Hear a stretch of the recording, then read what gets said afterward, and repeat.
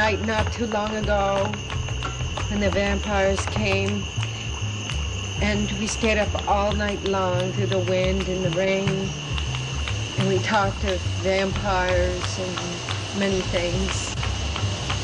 I remember it so well.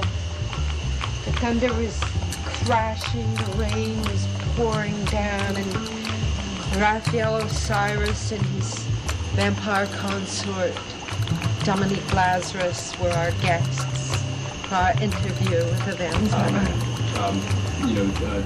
So even if you're looking within the spiritual range of vampires, you have an enormous, it's not monolithic, and even within that dimension. It's right. When you say the word vampire and people go, this one image pops into their head, and that is the largest fallacy to that thing. There are just so many different. So when you meet someone and you say, I'm a vampire, and they say, well, I'm a vampire, well, you still don't know who they are. Right. You don't know who they are. You have to talk to them, and get to know the person, just like you do with anybody else. Even if someone walked up to you and said, I'm an architect, that's just barely scratching the surface of their being. Okay.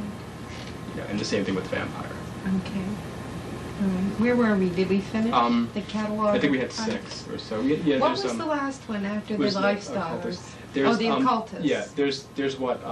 That's 6. I'd like to leave these last, but a lot of people have some disdain for them, and they're the role players.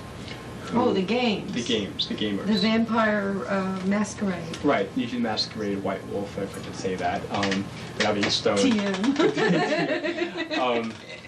They're in it for the, they've been drawn to, portraying the character on a temporary basis, or even sometimes on a permanent basis. Sometimes they're psychopathically locked into their character. But it's something which is very deeply rooted in a fictional characterization role that they're playing. They're playing a game, and they are playing a game. The difference is that a vampire lifestyler knows it's not a game.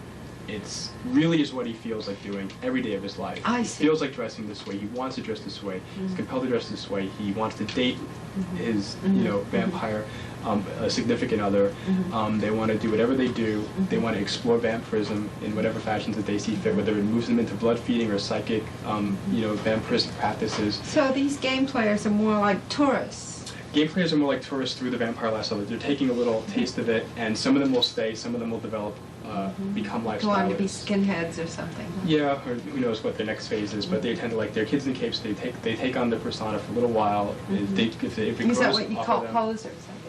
I don't call it posers. I don't like to use that word. I think it's very derogatory. You don't call anyone a poser? I don't call anyone a poser or wannabe. Because there's too much of this people calling people posers is what you're positioning. It's what I'm positioning. And I've created, through my activism, greater respect for vampire role players, because in many ways, one is that some of them may come on to be the next vampire lifestylers, and by that point on, they may have okay, so you say don't disdain the role players. Don't disdain the role players. They've been introduced to the community and the culture through. They're interested. They've been introduced through something which many consider to be like the evil, like masquerade, the game, the role playing, which some that's what got them into it. But they may develop other deeper interests in varying degrees. They may get psychopathically locked into their character, which is a sad thing to see happen to many people, and unfortunately, that's what role playing encourages that in some people.